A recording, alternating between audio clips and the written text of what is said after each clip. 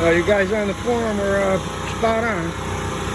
Looks like I got changed them reeds, unfortunately, and the exhaust plates were leaking.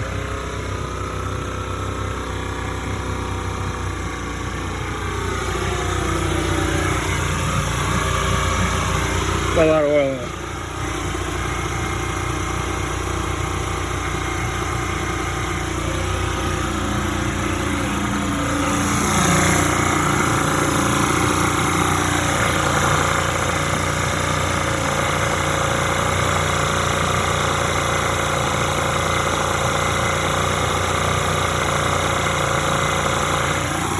Spot on.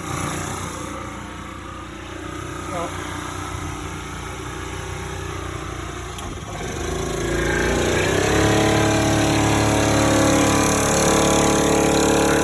blown out.